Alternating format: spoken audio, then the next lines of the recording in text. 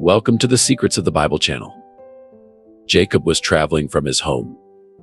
He had deceived his brother, and his mother and father had advised him to go to his uncle's home. Jacob had just returned from Bethel, where he had met the Lord. In a sense, the son who was running away from home had a face-to-face, personal encounter with God and was saved. Jacob thought he was on the way to Haran. In reality, he was on the way to the school of hard knocks. Jacob's uncle Laban was the dean and professor of every course in this school. God would use Laban to get Jacob where he needed to be. In Bethel, Jacob learned what God was like. When he got to Haran, Jacob would also learn what people are like. Laban would out Jacob and out-scheme the schemer himself. Then Jacob went on his journey, and he came into the land of the people of the east. And he looked, and behold, a well in the field. And lo, there were 3 flocks of sheep lying by it, for out of that well they watered the flocks. And a great stone was upon the well's mouth, and thither were all the flocks gathered.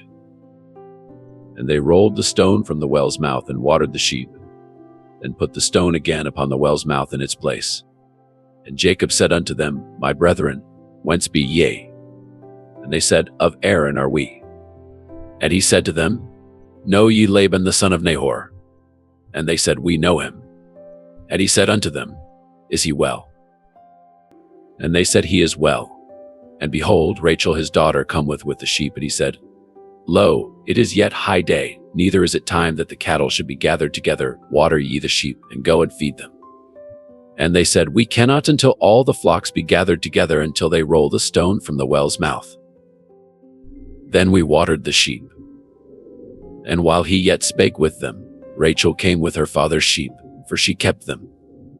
And it came to pass, when Jacob saw Rachel, the daughter of Laban, his mother's brother, and the sheep of Laban, his mother's brother, that Jacob went near, and rolled the stone from the well's mouth, and watered the flock of Laban, his mother's brother.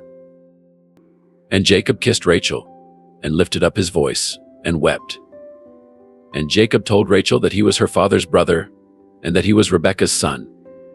And she ran and told her father. And it came to pass, when Laban heard the tidings of Jacob his sister's son, that he ran to meet him, and embraced him, and kissed him, and brought him to his house. And he told Laban all these things. And Laban said to him, Surely thou art my bone and my flesh. And he abode with him the space of a month. And Laban said unto Jacob, Because thou art my brother, shouldest thou therefore serve me for naught? Tell me, what shall thy wages be? And Laban had 2 daughters. The name of the elder was Leah, and the name of the younger was Rachel. Leah was tender-eyed, but Rachel was beautiful and well-favored. Genesis 29, 181. Jacob serving. In Genesis 29, we learn that Jacob traveled 500 miles from home to the land of Haran. When he saw Rachel, he was swept away by love at first sight. Genesis 29. 18. Now Jacob loved Rachel. So he said, I will serve you 7 years for Rachel, your younger daughter. Jacob was greeted royally at Laban's house. Laban put Jacob to work after a month of free room and board. According to Genesis 29, 18, Jacob negotiated a 7-year salary package that included marriage to Rachel. Genesis 29, 1-9-35. And Laban said, It is better that I give her to you than I should give her to another man. Stay with me. So Jacob served 7 years for Rachel, and they seemed only a few days to him because of the love he had for her. Then Jacob said to Laban, Give me my wife, for my days are fulfilled, that I may go into her. And Laban gathered together all the men of the place, and made a feast. Now it came to pass in the evening, that he took Leah his daughter, and brought her to Jacob, and he went in to her. And Laban gave his maid Zilpath to his daughter Leah as a maid. So it came to pass in the morning, that, behold, it was Leah. And he said to Laban, What is this you have done to me? Was it not for Rachel that I served you? Why then have you deceived me? And Laban said, It must not be done so in our country to give the younger before the firstborn. Fulfill her week, and we will give you this one also for the service that you will serve with me still another 7 years. Then Jacob did so and fulfilled her week. So he gave him his daughter Rachel as his wife also, and Laban gave his maid Bilhah to his daughter Rachel as a maid. Then Jacob also went into Rachel. And he also loved Rachel more than Leah, and he served Laban still another 7 years. When the Lord saw that Leah was unloved, he opened her womb, but Rachel was barren. So Leah conceived and bore a son, and she called his name Reuben. For she said, "The Lord has surely looked on my affliction. Now therefore my husband will love me." And she conceived again and bore a son and said, "Because the Lord has heard that I am unloved, he has therefore given me this son also." And she called his name Simeon. She conceived again and bore a son and said, "Now this time my husband will become attached to me, because I have borne him 3 sons." Therefore his name was called Levi. And she conceived again and bore a son and said, "Now I will praise the Lord." Therefore she called his name Judah. Then she stopped bearing. Genesis 30:1-24. Rachel saw that she was not giving Jacob any children. She became jealous of her sister Leah. So Rachel said to Jacob, "Give me children, or I will die." Jacob became angry with Rachel and said, "I am not God. He is the one who has caused you to not have children." Then Rachel said, "You can have my maid Bilhah, sleep with her, and she will have a child for me. Then I can be a mother through her." So Rachel gave Bilhah to her husband Jacob. He had sexual relations with Bilhah. She became pregnant and gave birth to a son for Jacob. Rachel said, "God has listened to my prayer. He decided to give me a son, so she named this son Dan." Bilhah became pregnant again and gave Jacob a second son. Rachel said, "I have fought hard to compete with my sister, and I have won." So she named that son Naphtali. Leah saw that she could have no more children, so she gave her slave girl Zilpah to Jacob. Then Zilpah had a son. Leah said, "I am lucky," so she named the son Gad.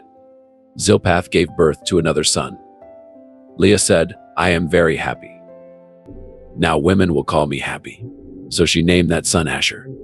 During the wheat harvest, Reuben went into the fields and found some special flowers. He brought them to his mother Leah. But Rachel said to Leah, "Please give me some of your son's flowers." Leah answered, "You have already taken away my husband. Now you are trying to take away my son's flowers." But Rachel answered, "If you give me your son's flowers, you can sleep with Jacob tonight." Jacob came in from the fields that night. Leah saw him and went out to meet him. She said, "You will sleep with me tonight. I have paid for you with my son's flowers." So Jacob slept with Leah that night. Then God allowed Leah to become pregnant again. She gave birth to a 5th son. She said, "God has given me a reward because I gave my slave to my husband." So she named her son Issachar. Leah became pregnant again and gave birth to a 6th son. She said, "God has given me a fine gift. Now surely Jacob will accept me, because I have given him 6 sons." So she named this son Zebulun. Later, Leah gave birth to a daughter. She named her Dinah. Then God heard Rachel's prayer and made it possible for Rachel to have children. She became pregnant and gave birth to a son. She said, "God has taken away my shame." Rachel named the son Joseph, saying, "May the Lord give me another son." Jacob scheming, Genesis 30:25. And it came to pass when Rachel had borne Joseph, that Jacob said to Laban, "Send me away that I may go to my own place and to my country." After 20 years, something began to tug at Jacob's heart. Take note of how Laban and Jacob continued to plot against each other. God did not approve, but despite their plotting, God continued to work in Jacob's circumstances. The same can be said for us. It's like pitting a beginner chess player against a master chess player. The master chess player controls the board at all times. God is the grand master of chess. He wants you to succeed. Your first step should be to accept the Lord Jesus as your personal Savior. Then God begins to arrange your life circumstances. God continues to maneuver the circumstances of your life to bring you where you need to be as you move and make mistakes. Genesis 32:6-43. Give me my wives and my children for whom I have served you, and let me go, for you know my service which I have done for you. And Laban said to him, "Please stay." Amen. If I have found favor in your eyes, for I have learned by experience that the Lord has blessed me for your sake. Then he said, "Name me your wages and I will give it." So Jacob said to him, "You know how I have served you, and how your livestock has been with me. For what you had before I came was little, and it has increased to a great amount. The Lord has blessed you since my coming, And now when shall I also provide for my own house?" So he said, "What shall I give you?" And Jacob said, "You shall not give me anything. If you will do this thing for me, I will again feed and keep your flocks. Let me pass through all your flock today, removing from there all the speckled and spotted sheep, and all the brown ones among the lambs, and the spotted and speckled among the goats, and these shall be my wages. So my righteousness will answer for me in time to come, when the subject of my wages comes before you. Everyone that is not speckled and spotted among the goats and brown among the lambs will be considered stolen, if it is with me." And Laban said, "Oh, that it were according to your word." So he removed that day the male goats that were speckled and spotted, all the female goats that were speckled and spotted, every one that had some white in it, and all the brown ones among the lambs, and gave them into the hand of his sons. Then he put 3 days' journey between himself and Jacob fed the rest of Laban's flocks. Now Jacob took for himself rods of green poplar, and of the almond and chestnut trees peeled white strips in them, and exposed the white which was in the rods. And the rods which he had peeled, he set before the flocks in the gutters, in the watering troughs where the flocks came to drink, so that they should conceive when they came to drink. So the flocks conceived before the rods, and the flocks brought forth streaks, speckled and spotted. Then Jacob separated the lambs and made the flocks face toward the streaks, and all the brown in the flock of Laban. But he put his own flocks by themselves, and he did not put them with Laban's flock. And it came to pass, whenever the stronger livestock conceived, that Jacob placed the rods before the eyes of the livestock in the gutters, that they might conceive among the rods. But when the flocks were feeble, he did not put them in. So the feebler were Laban's, and the stronger Jacob's. Thus the man became exceedingly prosperous, and had large flocks, female and male servants, and camels and donkeys. Jacob stealing. Now Jacob heard the words of Laban's sons. Genesis 31 begins, when Jacob heard Laban's sons complain, he could tell by Laban's scowl that he was no longer at his uncle's good graces. Genesis 31, 1:14. Now Jacob heard the words of Laban's sons, saying, "Jacob has taken away all that was our father's, and from what was our father's he has acquired all this wealth." And Jacob saw the countenance of Laban, and indeed it was not favorable toward him as before. Then the Lord said to Jacob, "Return to the land of your fathers and to your family, and I will be with you." So Jacob said, and called Rachel and Leah to the field, to his flock. And he said to them, "I see your father's countenance, that it is not favorable toward me as before, but the God of my father has been with me, and you know that with all my might I have served your father. 2, yet your father has deceived me and changed my wages 10 times, but God did not allow him to hurt me. If he said thus, the speckled shall be your wages, then all the flocks bore speckled. And if he said thus, the streaked shall be your wages, then all the flocks bore streaked. So God has taken away the livestock of your father and given them to me. And it happened, at the time when the flocks conceived, that I lifted my eyes, and saw in a dream, and behold, the rams which leaped upon the flocks were streaked, speckled, and gray-spotted. Then the angel of God spoke to me in a dream, saying, Jacob. And I said, Here I am. And he said, Lift your eyes now and see all the rams which leapt on the flocks are streaked, speckled, and gray-spotted. For I have seen all that Laban is doing to you. I am the God of Bethel, where you anointed the altar and where you made a vow to me. Now arise, get out of this land, and return to the land of your family. Then Rachel and Leah answered and said to him, Is there still any portion or inheritance for us in our father's house? Jacob had a family conference. He still didn't get it, did he? He had deceived his own brother and father to get the birthright from Esau and the blessing from Jacob.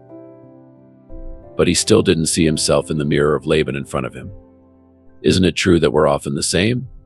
We can easily see the flaws of others while remaining blind to our own. Genesis 3:1-5:23. Are we not considered strangers by him?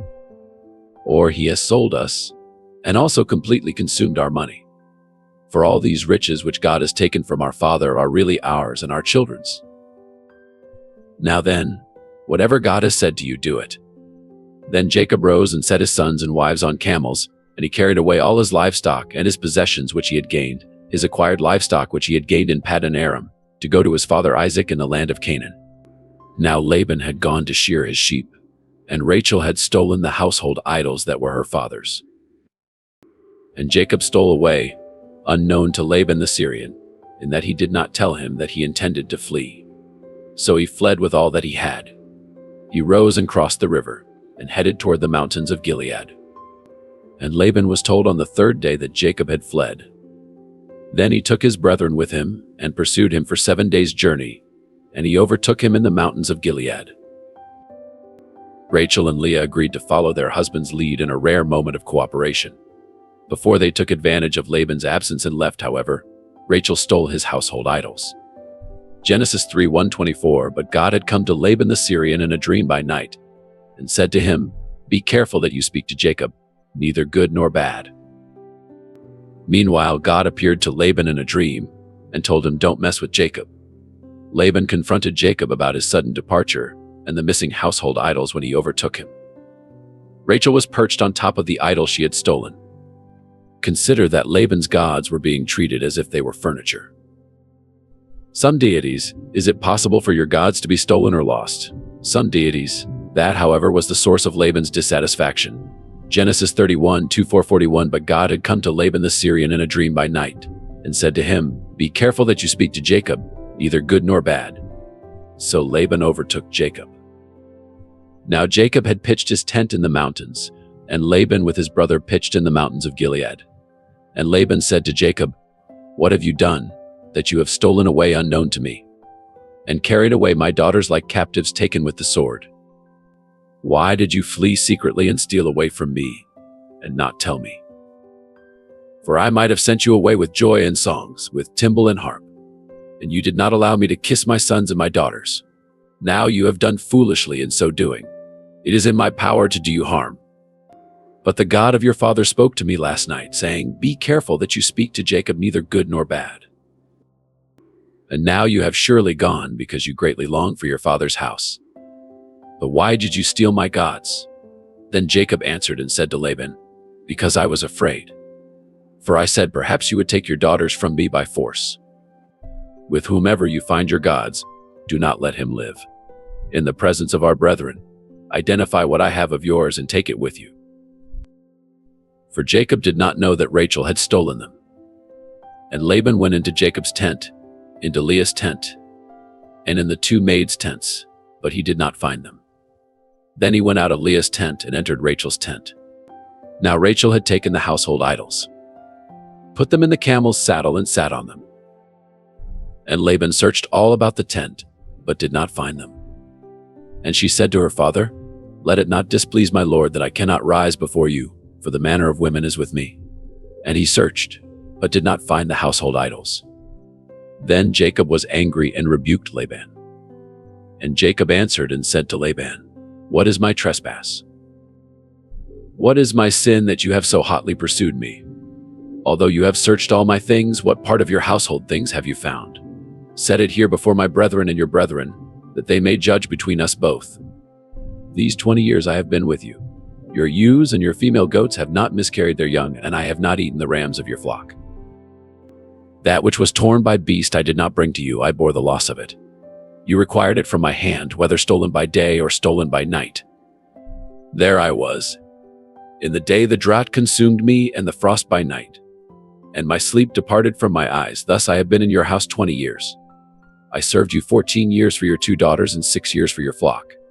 And you've changed my wages 10 times. Unless the God of my father, the God of Abraham and the fear of Isaac, has been with me, surely now you would have sent me away empty-handed. God has seen my affliction and the labor of my hands and rebuked you last night." When Laban's search came up empty, Jacob took his turn at getting angry in verse 36. 20 years of frustration boiled up and poured out of him. Jacob has just blown up.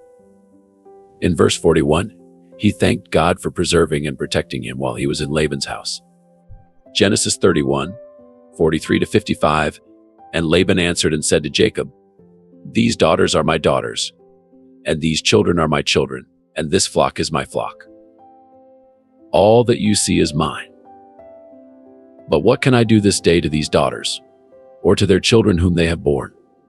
Let us make a covenant, you and I, and let it be a witness between you and me." Then Jacob took a stone and set it up as a pillar. Then Jacob said to his brethren, "Gather stones." And they took stones and made a heap, and they ate there on the heap. Laban called it Jegar-Tesegasa.